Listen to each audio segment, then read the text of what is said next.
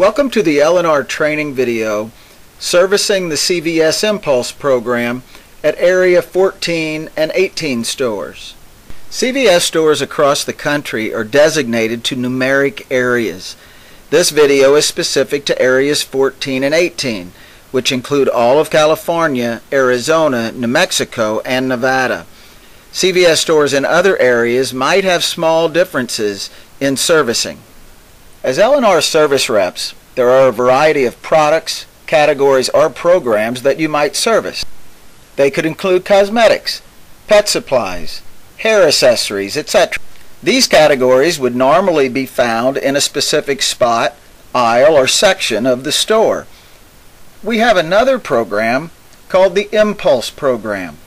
The fixtures and products for the L&R Impulse program are located throughout various sections of the store. The Impulse product at CVS is merchandised on three types of fixtures: swing strips, black cooler or freezer door canes, and cream-colored wing panel or power wing canes. Swing strips are attached to shelving in the aisles.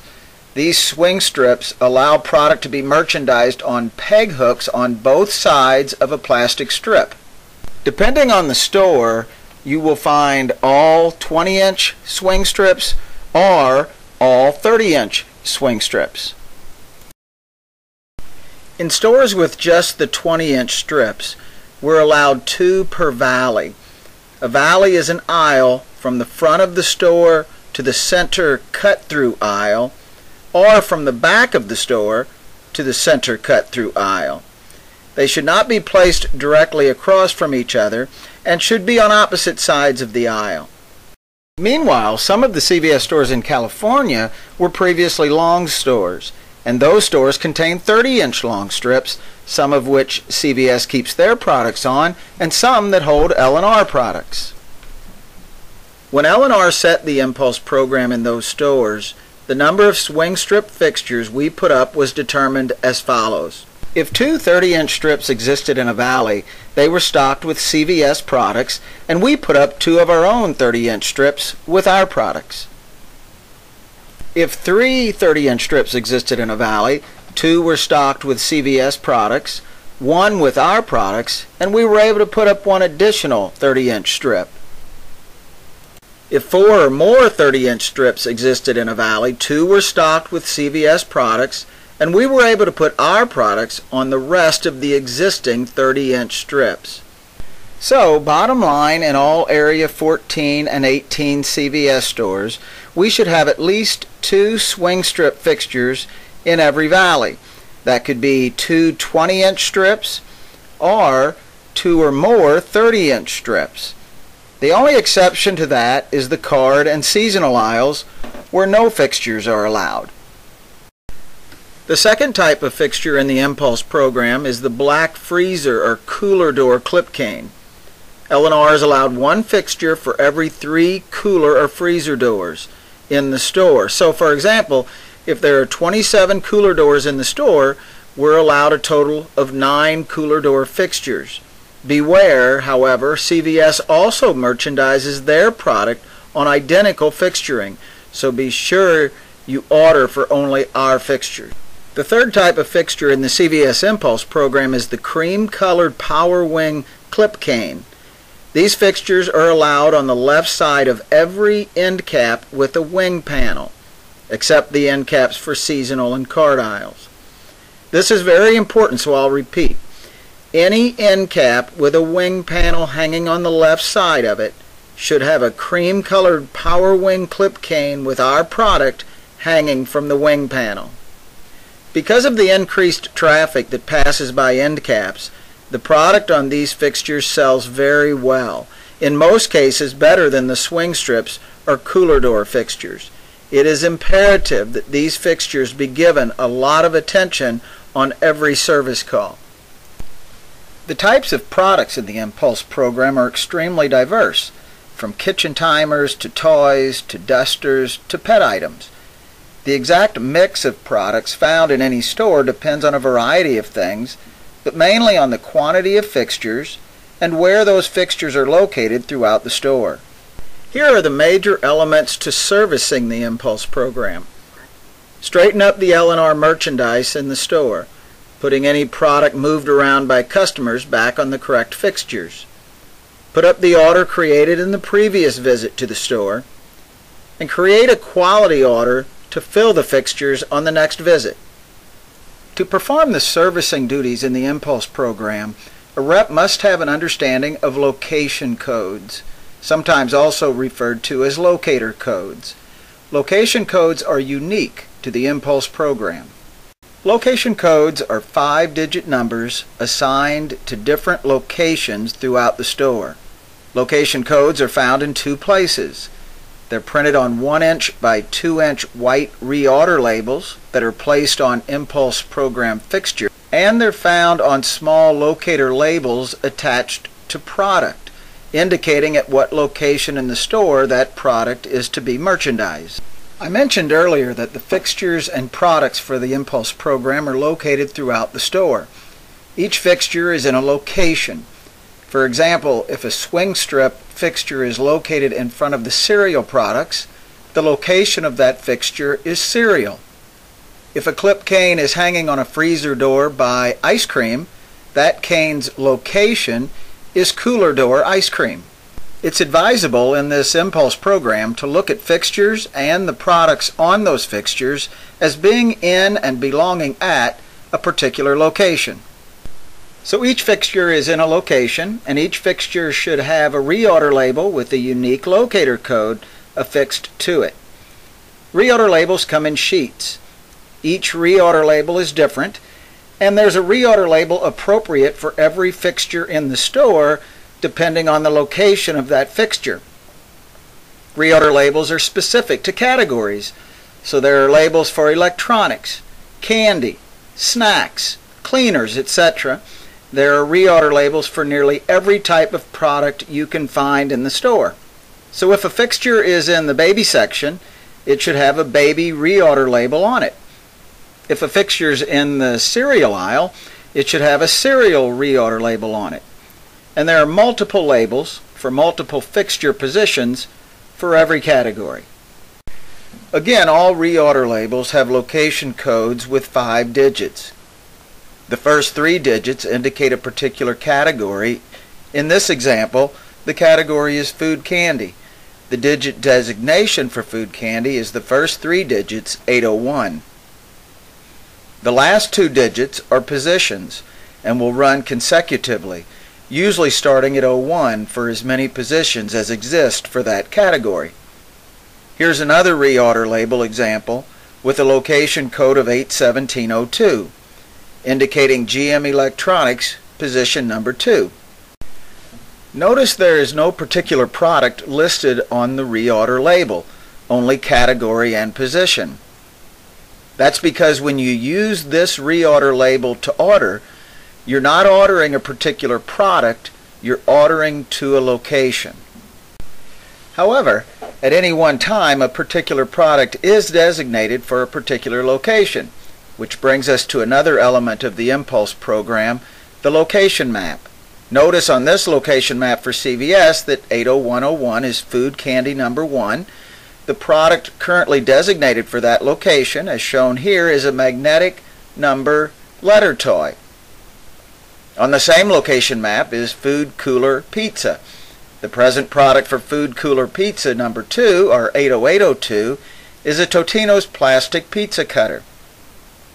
Over time, however, the products designated for a particular location may change as products are discontinued and new items introduced. Also related to reorder labels, on the swing strip fixtures, there should be a different reorder label on each side of the fixture, since a different product hangs on each side of the fixture. However, only one product hangs on each clip cane or hook, so only one reorder label would be on each one. So, with an understanding of the Impulse program's fixtures, fixture locations, location codes, and reorder labels, let's put it all together and perform a service call. Number 1 of many crucial elements of a service call is to service the store on a consistent basis according to that store's service frequency.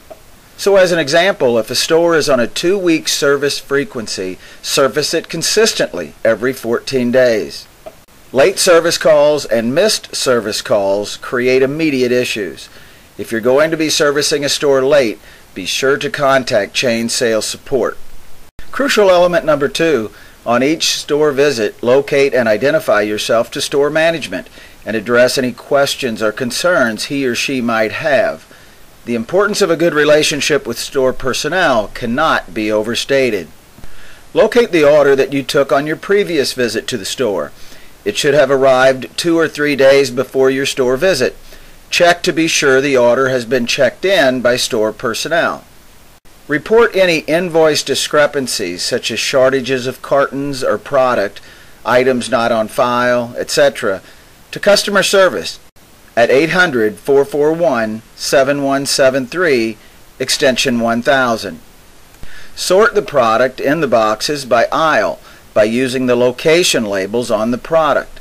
Then pack out the order on the appropriate fixtures. So as an example, if you've received an item with an 83203 baby location code on it, proceed to the baby aisle and place it on the fixture with the reorder label 83203. As you pack out the order, check the product already hanging on the fixtures to make sure it's in the correct location. Obviously, any impulse program product you find anywhere in the store should be placed in proper locations. Does it feel like things are coming together? Let's continue. After packing out the order, proceed to write a new order for the next service call. Most of you will be ordering using a Cipher lab device. There are separate instructional videos for operating the Cipher. In ordering, start at one end of the store and go aisle by aisle, checking every fixture or location. When you want to order items for a particular fixture location, scan that location's reorder label and enter a quantity. A typical fixture will hold at least 6 pieces of each item.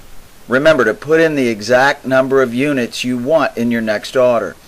Also, and let's call this crucial element number 3, remember to order to replace what is missing that day, but also what might sell between that day and the next service visit. If you don't, you'll constantly be falling short on inventory. Now, this is not easy and never exact, but it will get easier as you continue to service stores and gain important ordering experience and knowledge. Also, in some cases, with good selling items, you might need to order more product even if the fixture is full, because some of those items will sell before you return. With all this in mind, ordering is your biggest challenge. If you can do it right, you'll eliminate many potential issues. You can never be perfect in ordering, but the biggest mistake you can make is to order too lightly and to start having low inventory and empty fixtures. The key, again, is to always order more than just what is missing. You must also order what will sell before the next call. As a special note, if fixtures go empty, and this seems to happen most often with the side panel fixtures, the stores will do one of 2 things. They will either take the fixture down and you may or may not ever find it again, or they will put other items on the fixture. You obviously want to avoid either of these by keeping the fixtures full of product. If you have particular items that sell really well, reduce the risk of selling out of those items by getting them up on multiple fixtures. Also, and this will be crucial element number 4, in ordering, do not scan UPCs on the product. You might or might not get the product in your next order, but it will not have a location code on it. And do not scan the store retail tag. The system will not understand and you will receive nothing. Bottom line, only scan L&R reorder labels to place orders. With the Impulse program, we can give credit for damaged product. This does not, however, include empty packages. Follow the information in the returns processing video, but the following are particular to the Impulse program and indicate when you would process a return.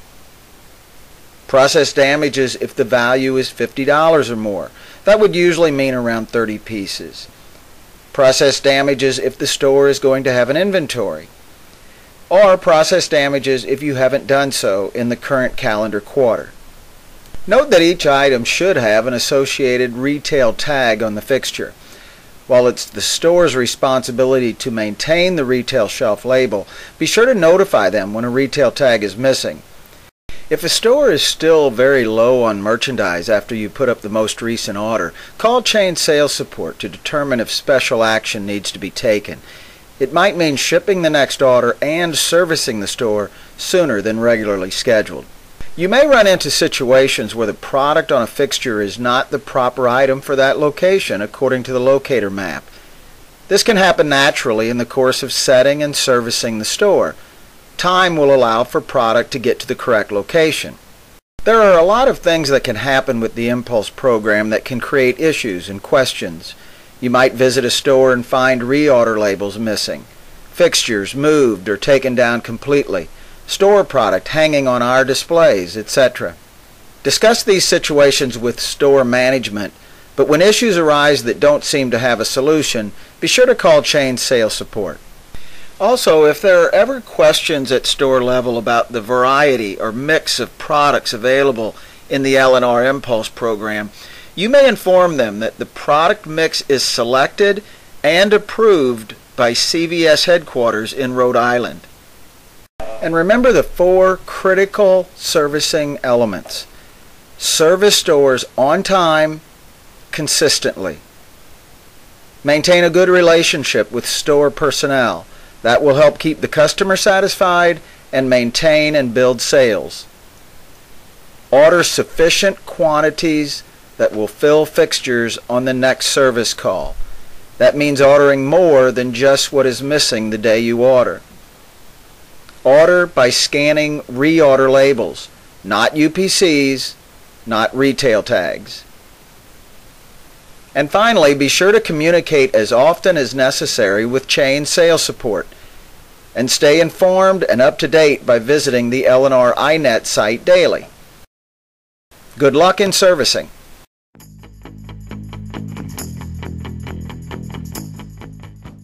And this concludes the L&R training video, Servicing the CVS Impulse program at Areas 14 and 18 stores.